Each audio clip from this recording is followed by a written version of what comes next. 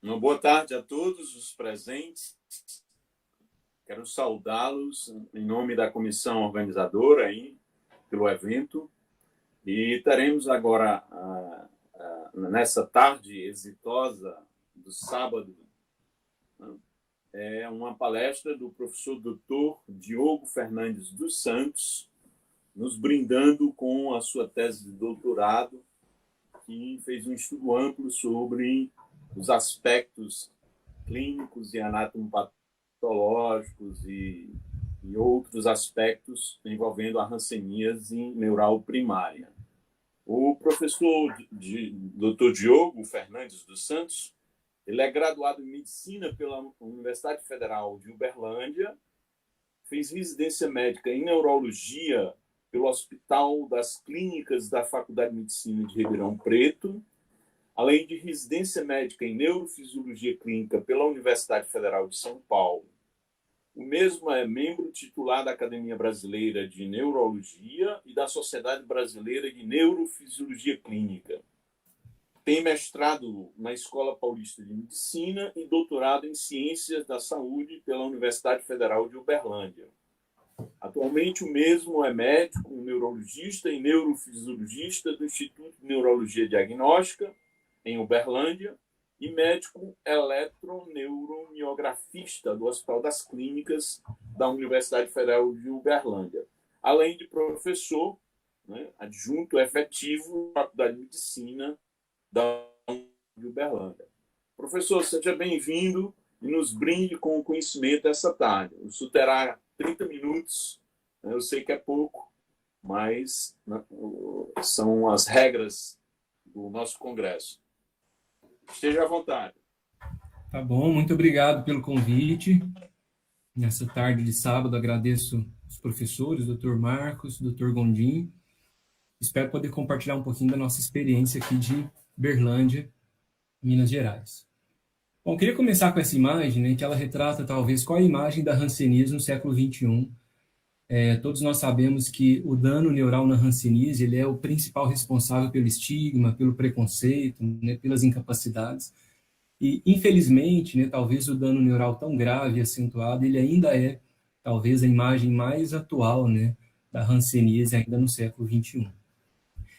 E não só o dano neural, mas o preconceito, né, o estigma, a forma, né, como nós tratamos e talvez acompanhamos, como foi já, inclusive, muito bem abordado, né, nas palestras anteriores, sobre a importância da gente quebrar o estigma, o preconceito, né, afinal de contas, no século XXI, a gente não pode mais tratar a hanseníase como a lepra bíblica, né, e com essas imagens que traduzem tanto preconceito.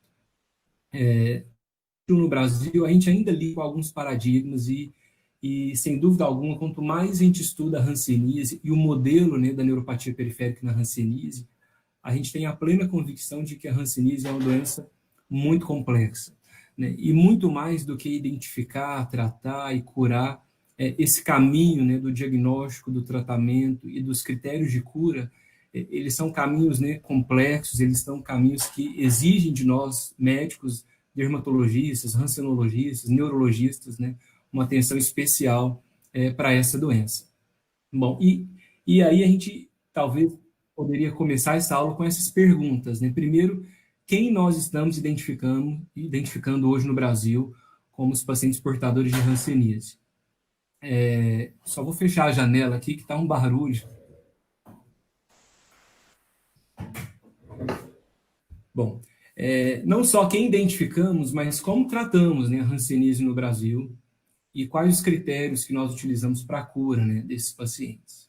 Eu queria fazer uma comparação, né, dentro da neurologia com outras neuropatias periféricas, né? Hoje de manhã a gente teve belíssimas aulas sobre algumas neuropatias periféricas, neuropatias hereditárias, vasculite, enfim. Então, hoje, o diagnóstico de outras etiologias, né, de neuropatias periféricas, ele é cada vez mais precoce.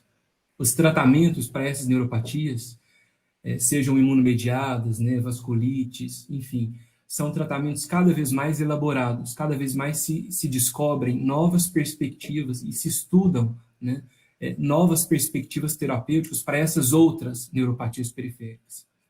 Cada vez mais nós somos rigorosos para dar um diagnóstico de Charcot-Marie, de vasculite. Cada vez mais a gente refina e a gente aprimora o nosso diagnóstico, inclusive os critérios, né, de tratamento e cura para essas outras doenças, né? E para a hanseníase, né? Será que a gente tem avançado na mesma proporção, né, dessas outras neuropatias? Então, quem tem hanseníase no Brasil, né? Então, a gente ainda faz um diagnóstico muito tardio no nosso país, né? A gente ainda tem muitos casos, com anos e anos de evolução, que passaram por inúmeros profissionais de saúde em quais o diagnóstico não foi feito, né? Em quais o diagnóstico não foi pensado, não foi trabalhado. E, consequentemente, temos inúmeras sequelas, deformidades, como consequência desse diagnóstico tardio da hanseníase no Brasil. Mas o fato é que talvez nós deveríamos estar oferecendo, talvez não, com certeza deveríamos oferecer um diagnóstico cada vez mais oportuno, precoce, né, e talvez não uma mão sequelada, mas diagnosticar hanseníase também em pacientes com essa mão, né, uma mão sem capacidades, sem sequelas e sem deformidades evidentes, né. E esse é o objetivo de uma estratégia global, né, para o enfrentamento da hanseníase, mas que ainda está longe, né, de ser uma realidade, né, não só no Brasil, mas em outros países. O fato é que no nosso país a gente ainda se depara com situações como essa, né? Então, esse é um paciente que esteve aqui no Hospital de Clínicas, no CREDEST, na UFO, no último mês. Então, um paciente gravemente enfermo, né? Fenômeno de Lúcio, paciente que durante anos procurou o seu diagnóstico, mas diagnóstico esse que não foi feito de maneira oportuna. Bom, o fato é que a hanseníase ainda é um problema de saúde pública no Brasil. Entre 2014 e 2018, mais de 140 mil casos no Brasil. Em 2018, 28.660 casos no Brasil, sendo que quase 10% desses pacientes apresentavam no diagnóstico um grau 2 de incapacidade. Então, isso é muito sério, né? Então, a gente precisa enfrentar essa doença numa outra perspectiva, né? Oferecendo para os nossos pacientes uma rede de apoio que trabalhe com um diagnóstico cada vez mais precoce, para que a gente consiga melhorar essa realidade, esses números, né, no nosso país. A gente trabalha bastante com esse conceito aqui em Uberlândia, de que a hanseníase ela é muito melhor compreendida, né, se nós tratássemos essa doença como uma doença siamesa. A primeira dessa doença é, sim, uma doença infecciosa, né, uma infecção crônica. E a segunda, uma neuropatia imunológica, né, fenômenos inflamatórios, né, como bem abordados na aula anterior, né, os quadros reacionais, imunomediados, que são os grandes responsáveis, né, pelo dano neural, pelas incapacidades na hanseníase. Então, nós não podemos esquecer desse conceito. Nós temos um desafio de reconhecer um quadro infeccioso, crônico, por vezes indolente, mas também tratar uma neuropatia que não só é infecciosa, mas também é uma neuropatia imunológica ao longo de sua evolução. E Ridley Joplin, sabiamente, né, definiu muito claramente, né, esse modelo infeccioso imunológico, propondo as diferentes formas clínicas da hanseníase, que já é de conhecimento de todos. Bom, o objetivo da aula é tratar sobre a hanseníase neural primária, que é uma forma de apresentação da hanseníase em que há uma neuropatia periférica, porém, na ausência de lesões cutâneas atuais ou pregressas, e em que a baciloscopia, né, de raspado dérmico é negativa. Existem vários sinônimos, né, na literatura que descrevem, né, a hanseníase neural primária, então a forma neural pura, primariamente neural, neurítica pura. A incidência é muito variável, então temos trabalhos que falam de uma incidência em torno de 3% dos casos, outros que falam em torno de 10%. Aqui no nosso serviço temos uma incidência hoje que varia entre 15% a 20% dos nossos casos.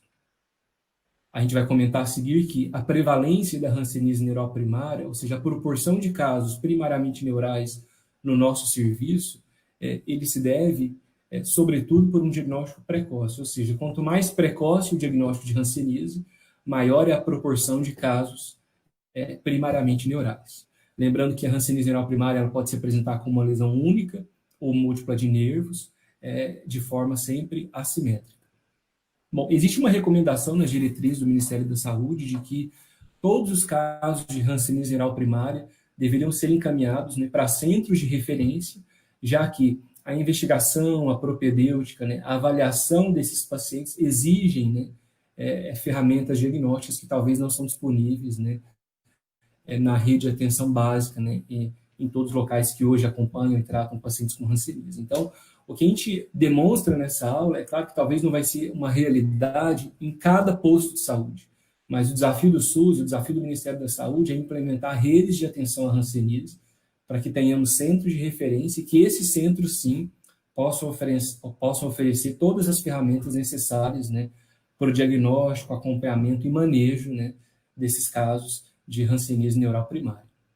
Bom, esse é o principal artigo, né, como fruto, né, da minha tese de doutorado, no qual a gente revisitou, né, o diagnóstico de hanseníase neural primária, propondo aí aspectos clínicos, sorológicos, moleculares e neurofisiológicos. Então, nesse trabalho, a gente descreve, né, uma casuística de 70 casos de hanseníase neural primária, uma proporção de 22% dos casos, né, atendidos no serviço nesse mesmo período. Então, hoje o CREDEST é um dos 6 centros de referência nacional no Brasil. A gente atende pacientes não só da cidade de Uberlândia, mas de todo o estado e também de outros estados. A idade média dos nossos pacientes foi de 42,9 anos, uma discreta maior proporção de pacientes do sexo masculino. E a gente chama a atenção que muitos dos nossos casos, né, de hanseníase neural primária, eles foram diagnosticados através do acompanhamento rigoroso, né, de contatos domiciliares de pacientes com hanseníase. Então, existe uma busca ativa, né, por casos regularmente já acompanhados, né, no protocolo de acompanhamento anual de contatos domiciliares. Então, a busca, né, a avaliação detalhada, minuciosa de contatos domiciliares talvez seja hoje uma das principais ferramentas para o diagnóstico precoce e, consequentemente, para o diagnóstico da forma neural primária na hanseníase. E, por isso, nem todos os pacientes são claramente sintomáticos. Então, o quadro clínico da hanseníase neural primária, quando feito de maneira precoce, né, a gente tem alguns pacientes que, inclusive, as alterações eletroneuromiográficas, elas, inclusive, precedem o aparecimento de sintomas. Então, a gente vai apresentar isso logo à frente. Então, nos pacientes sintomáticos, todos eles apresentam um padrão de comprometimento neural assimétrico, né, com predomínio, né, sensitivo, né, nos sintomas e nos sinais objetivos encontrados no exame físico. A gente chama atenção por um comprometimento que é muito descrito na hanseníase, que é o comprometimento intradérmico, né, no qual o paciente apresenta ilhas, né, hipoestésicas, ilhas essas que não respeitam, né, um território neural específico, de um tronco neural. Então, o paciente pode ter áreas hipoestésicas tanto em regiões frias, né, cotovelos, joelhos, orelhas, mas também em regiões não correspondentes a um tronco neural específico. A maioria dos pacientes apresentavam um comprometimento de sensibilidade térmica e dolorosa, né? Sensibilidade vibratória e reflexos profundos, eles estavam alterados em apenas 8,6% dos nossos casos, e a miotrofia ou fraqueza muscular em 30% dos nossos casos. Isso traduz um diagnóstico precoce. Todas as vezes que fazemos um diagnóstico de uma hanseníase neural primária com muita amiotrofia, com hipoestesia tátil, com apalestesia, ou seja, redução de sensibilidade vibratória, hipo ou arreflexia, isso é sinônimo de um diagnóstico tardio, né? Todos nós sabemos que nas formas mais iniciais e precoces da doença, essa sensibilidade, elas são relativamente preservadas, né, e comprometidas ao longo, né, da evolução e decorrentes, né, da somação de déficits, né, nessa doença. Bom, espessamento neural, ele é uma chave para o diagnóstico da hanseníase. Então, no nosso estudo, encontramos espessamento neural em praticamente 60% dos nossos pacientes. Desses pacientes com espessamento neural, 75, né, apresentavam alterações eletroneuromiográficas. Então, isso ocorre. Então, você pode ter um nervo espessado sem comprometimento funcional no exame de eletroneuromiografia, e também o contrário. Você pode encontrar alterações focais desmielinizantes no paciente com hanseníase, sem com que esse nervo esteja espessado ao exame clínico e mesmo na avaliação ultrassonográfica. E a gente chama a atenção de que a hanseníase é, sim, uma das principais causas de neuropatia hipertrófica, ou seja, se encontramos um paciente com neuropatia periférica assimétrica com espessamento neural no Brasil, a nossa primeira hipótese é, sim, a neuropatia hansênica, e na ausência de lesão cutânea, hanseníase primariamente neural. Porém, nem toda neuropatia hipertrófica é hanseníase. Então, existem outras neuropatias periféricas que também cursam com espessamento neural e que não são hanseníase. Então, é importante, né, a gente chamar a atenção para isso, de que nem tudo que espessa nervo é hanseníase. Na nossa casuística, 20% dos pacientes apresentavam no diagnóstico um grau 2 de incapacidade, ou seja, mesmo promovendo um diagnóstico precoce, o grau de incapacidade na forma primariamente neural, ele é inclusive mais elevado do que quando comparado com outras formas clínicas. A média de nervos alterados foi de 2,3 nervos por paciente, e então a gente chama a atenção de que, mesmo quando o diagnóstico é precoce, a hanseníase é uma neuropatia de elevada morbidade, de forma que o atraso no diagnóstico leva a uma maior gravidade dos sintomas sensitivo-motores, uma maior quantidade de nervos comprometidos e, consequentemente, um maior comprometimento funcional. Bom, a eletroneuromiografia é essencial para o diagnóstico de hanseníase neural primária. Por quê? Existem estudos que demonstram que a concordância entre avaliação clínica e eletroneuromiográfica é baixa, sobretudo quando se propõe um diagnóstico precoce. O que eu defendo é que a clínica sempre é soberana. A clínica precisa levar em consideração dados da história, dados do exame físico e, claro, dados que correspondem aos antecedentes pessoais do paciente, aos antecedentes epidemiológicos desse paciente. Mas a concordância é baixa, né? A gente tem que levar isso em consideração. Além disso, existem erros no diagnóstico, especialmente na forma neural primária. Então, a gente recebe muitos pacientes que durante anos trataram como hanseníase neural e são encaminhados para o nosso serviço. Quando avaliamos esses pacientes, eles têm outras etiologias que justificam a neuropatia periférica. Então, recebemos pacientes com neuropatias hereditárias, pacientes com PIDC ou outras neuropatias inflamatórias, imunomediadas. Recebemos pacientes com doenças neurodegenerativas, que durante anos trataram como hanseníase neural primária. Então, a eletroneuro ela é essencial e é por isso que o próprio Ministério recomenda que esses pacientes sejam encaminhados para centros de referência que possam oferecer essa assistência para os pacientes. Então, a eletroneuro é essencial, inclusive, né, para o diagnóstico diferencial. Então, esse estudo, inclusive, que o Dr. Marcos Cunha participa, né, e que ele demonstra que a avaliação neurofisiológica ela é mais sensível, né, do que o exame clínico na detecção do comprometimento neural periférico.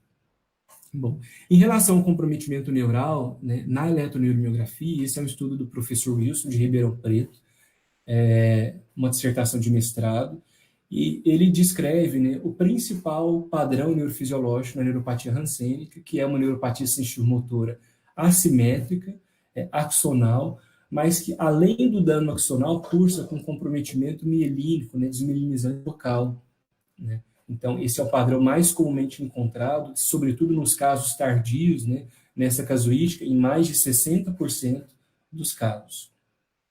No nosso estudo, né, como tratamos, né, e reconhecemos um diagnóstico talvez um pouco mais precoce, né, além dessa neuropatia periférica assimétrica, comprometimento mielínico focal, nós encontramos também muitos pacientes com mononeuropatia, seja uma mononeuropatia desmielinizante focal ou uma mononeuropatia axonal sensitiva.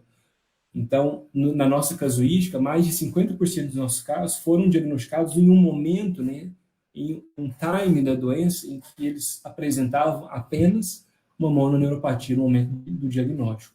48% dos pacientes uma mononeuropatia múltipla. Não acreditamos no conceito de polineuropatia em hanseníase. Clinicamente, né, em formas multibacelares, em pacientes virchovianos, clinicamente, ao exame físico, você pode sim encontrar um aspecto clínico confluente, distal, que simula, né, uma polineuropatia. Mas, por definição e por critérios rigorosos neurofisiológicos, os pacientes apresentam graus de assimetria e, por isso, nós não reconhecemos esse padrão de polineuropatia, que é encontrado em outras etiologias, como diabetes, álcool, neuropatias tóxicas, algumas hereditárias e tantas outras, porém, hanseníase não. Bom, todos os pacientes avaliados nesse trabalho, eles foram submetidos à avaliação sorológica com ELISA anti-PGL1, que foi positivo em 52,9% dos nossos casos, ou seja, esses casos, né, já que o ELISA, né, já tradicionalmente é associado à carga bacilar, então, se o paciente ele apresenta, no momento do diagnóstico, um ELISA positivo, um anti-PGL1 positivo, isso infere que esse paciente apresenta um espectro imunológico correspondente a formas multibacilares da doença. E o raspado intradérmico em 6 sítios, então realizamos raspado nos lóbulos auriculares, os 2 cotovelos e os 2 joelhos, e esse pool de raspado foi positivo em praticamente 80% dos nossos casos. E a biópsia de pele, mesmo na ausência de lesões clínicas de pele, a gente fez a biópsia no cotovelo em todos os pacientes, e a biópsia de pele na região do cotovelo, por ser uma área fria, né, classicamente comprometida na hanseníase, apresenta uma positividade pela PCR em tempo real de 30%.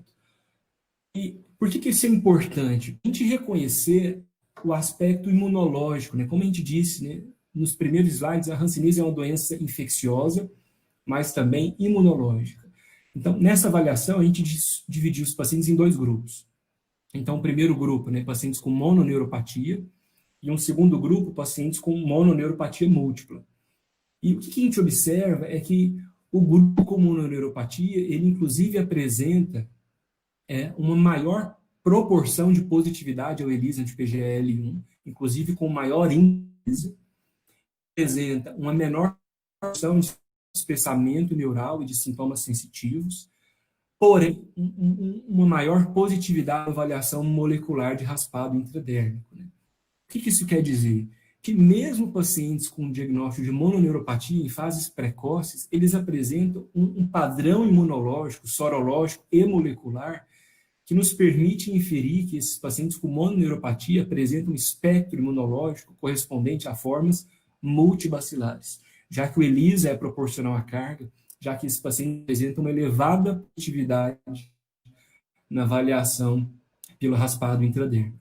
Em contrapartida, os pacientes com mononeuropatia múltipla, por vezes, apresentam uma imunidade celular mais efetiva, com menor índice ELISA, com a menor proporção de indivíduos positivos na avaliação molecular de raspado intradérmico, inferindo que alguns pacientes, embora tenham um quadro de mononeuropatia múltipla, eles apresentam imunidade do tipo celular mais efetiva, né?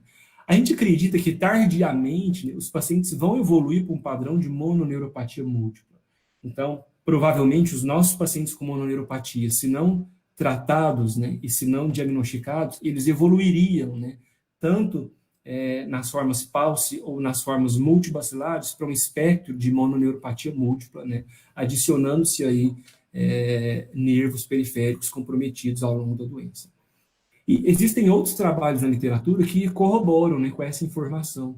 Então, existem trabalhos, por exemplo, que biopsiaram pacientes com mononeuropatia, ou seja, um único nervo comprometido, esse único nervo foi biopsiado, e na avaliação histopatológica, essa avaliação histopatológica era compatível com formas multibacilares. Ou seja, mononeuropatia não é sinônimo de forma paucibacilar. Isso é importante porque isso pode ter implicações no esquema, né, de tratamento adotado. Então, nós não acreditamos, né, que os pacientes com a forma clínica de hanseníase neural primária pudessem, né, ser tratados com esquemas paucibacilares. Então, a gente defende que todos os pacientes com formas neurais primárias, eles precisam ser tratados com esquema multibacilar, né, segundo esses estudos, né, que comprovaram que mesmo pacientes com mononeuropatia múltipla apresentavam, né, um perfil imunológico, né, compatível com formas multibacilares. O nosso trabalho propõe uma classificação, né, da hanseníase neural primária entre possível, provável e definitiva.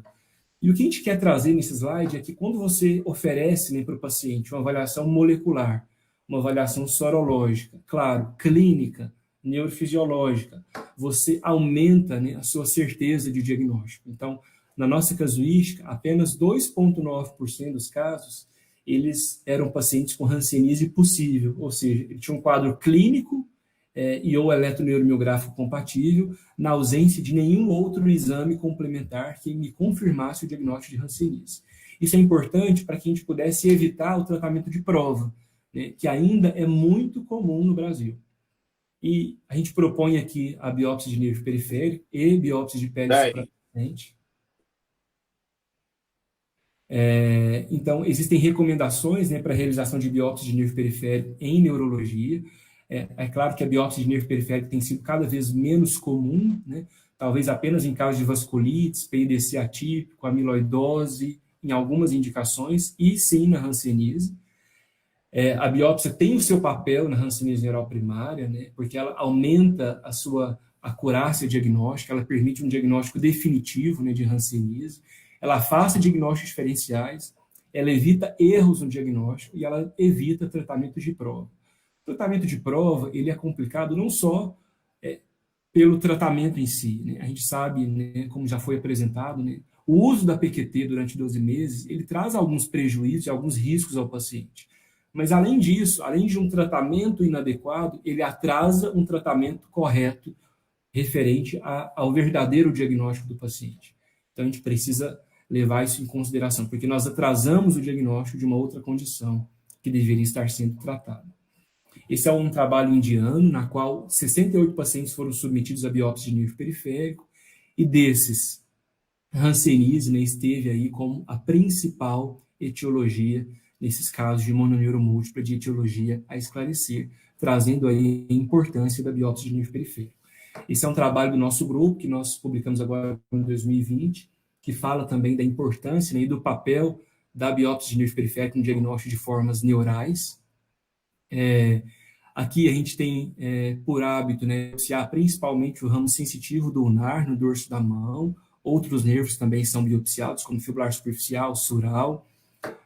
Trabalho que publicamos no qual a gente biopsiou o fibular profundo, né, um nervo difícil, que é difícil, porém aqui confirmando bem o diagnóstico de hanseníase primal primária atípico, né?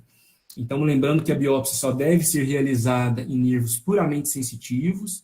A gente precisa trazer critérios clínicos para indicar essa biópsia e critérios neurofisiológicos, né? É antiético, né? Não é permitido que você biopsie um nervo saudável. Você precisa documentar que você está biopsiando um nervo com já um comprometimento axonal importante. Os principais achados na biópsia de nervo periférico, na hanseníase, por vezes, são inespecíficos, né? Então, infiltrado inflamatório, a presença de fibrose, né? Outros estudos brasileiros confirmam, né, o que nós encontramos também no nosso trabalho. Então, a presença de infiltrado epi, perineural, a presença de fibrose também epi, peri ou endoneural. Esse outro trabalho, né, em 53 casos de hanseníase que foram submetidos à biópsia, infiltrado em 70% dos casos, fibrose em 66%. Esse outro trabalho belíssimo também, descrevendo bem, né, esse aspecto, né, histopatológico na hanseníase.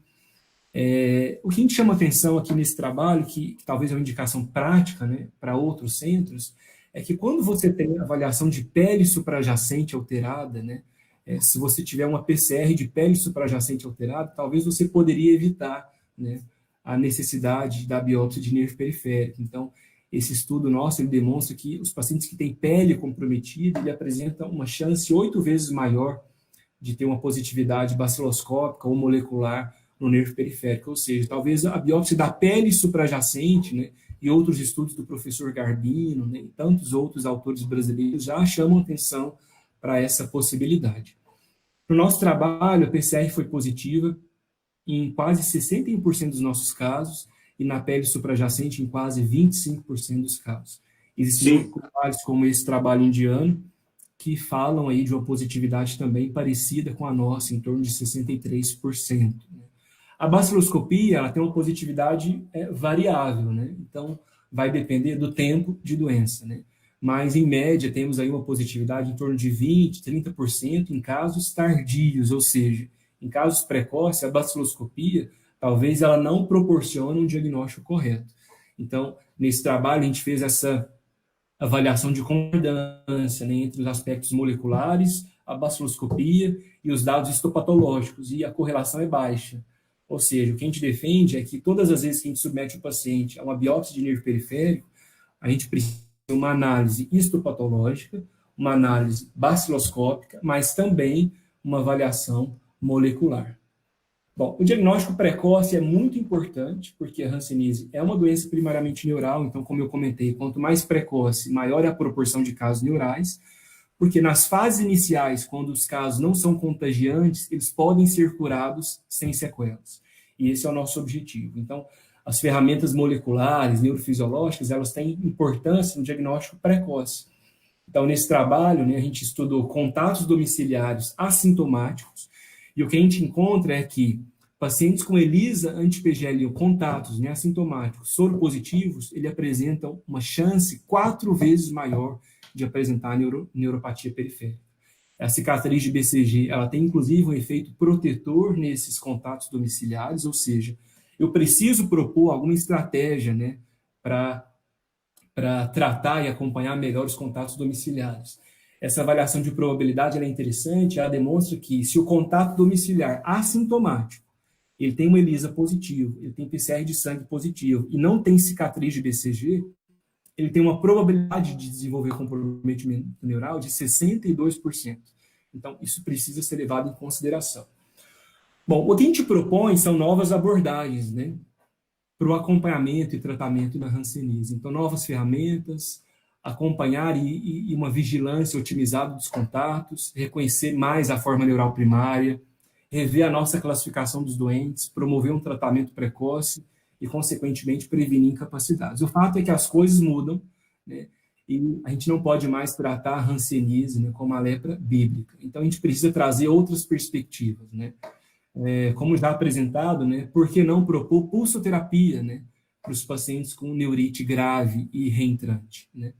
Por que não propor o uso de imunossupressores, né, inclusive como estratégia poupadora de corticoide? A hanseníase talvez seja uma das poucas doenças, né, talvez a única neuropatia periférica em que o paciente usa corticoide durante meses, por vezes anos, e nós não usamos imunossupressores, né? Porque isso demonstra, né, isso evidencia, né, um atraso, né, na nossa conduta, no nosso manejo, né, porque em outras neuropatias inflamatórias isso é possível e na hanseníase não. Tratar a dor dos pacientes. Então, a gente recebe muitos pacientes no nosso serviço em que dor é tratada como sinônimo de estado reacional. A gente precisa lembrar que, embora de maneira negligenciada, né, os aspectos crônicos da hanseníase, eles devem ser levados em consideração. Então, até 50% dos pacientes já tratados, né, para hanseníase, eles apresentam dor neuropática que não é tratada ou muitas vezes, né, assumida como sinônimo de um quadro reacional. Esse é um outro trabalho do nosso grupo em que nós descrevemos alguns casos de recidiva neural. Então, a gente tem discutido cada vez mais a importância do reconhecimento do diagnóstico de recidiva, né, em hanseníase. Em muitas situações, a recidiva ela ocorre unicamente com sintomas neurais, né? Então, a gente descreve 12 casos de recidiva neural. Né? Em relação à proporção dos nossos casos de recidiva, isso corresponde a 13% dos casos de recidiva atendidos no nosso serviço.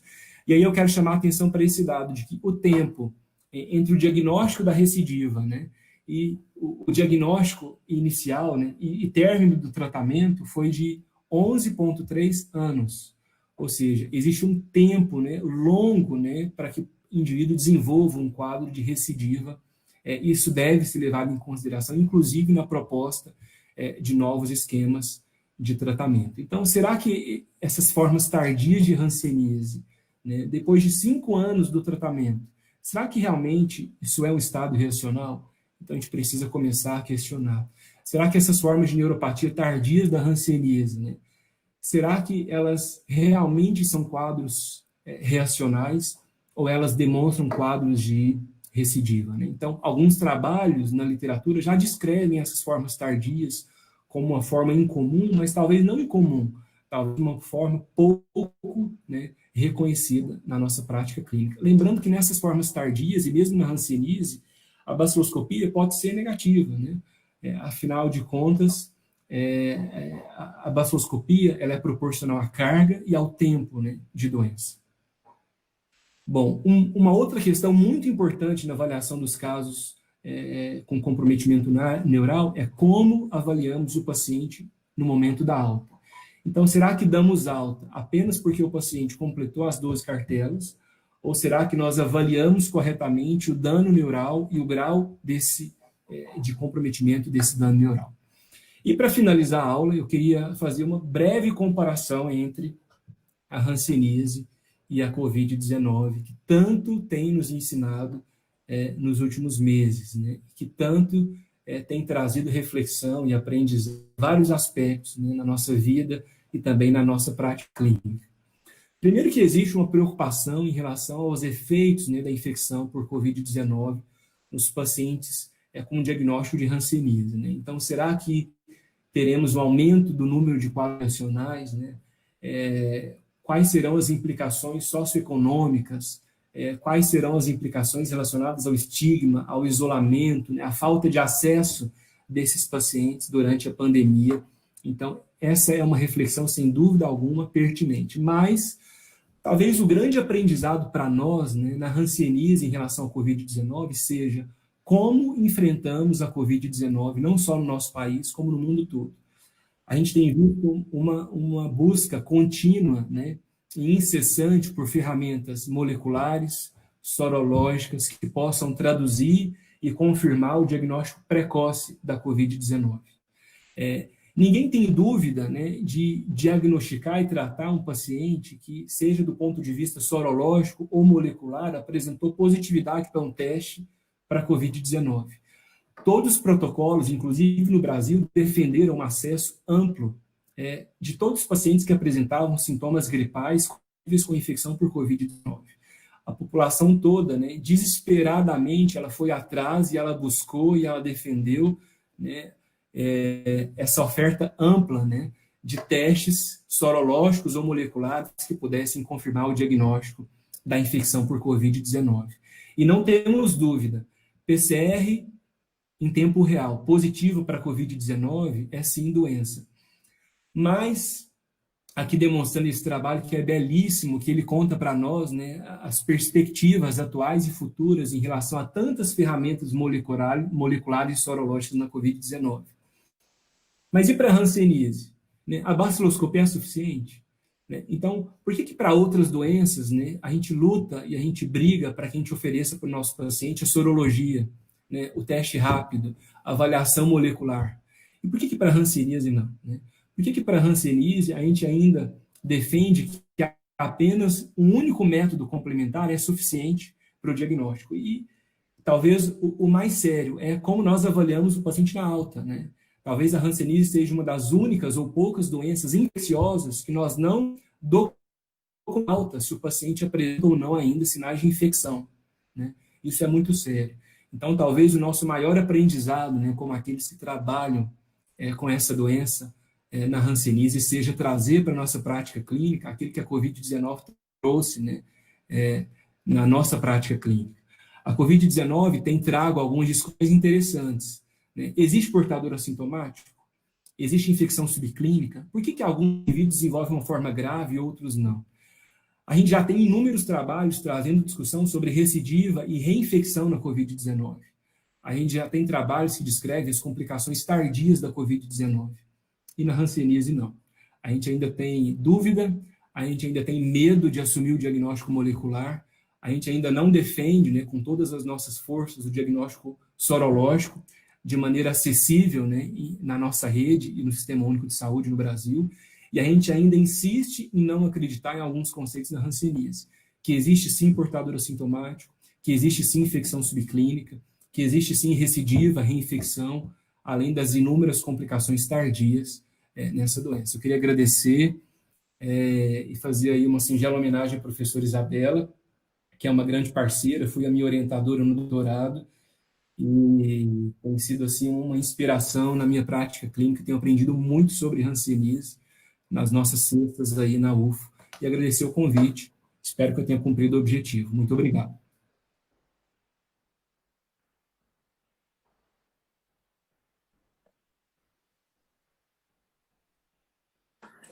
Ok. Professor Dr. Diogo, muito obrigado pela sua preleção, enriquecendo a nossa tarde e o conhecimento sobre a hanseníase. E deixando para nós uma reflexão, né? Porque para a COVID, uma doença relativamente recente, o mundo todo se mobiliza, e por que não para a hanseníase, que é uma doença milenar, né, e que vem maltratando a humanidade, né, há séculos e séculos. Belíssima reflexão, agradecemos a sua apresentação, né, e aqui eu me despeço com boa tarde e um fim de semana abençoado a todos. Muito obrigado. Obrigado, agradeço o convite.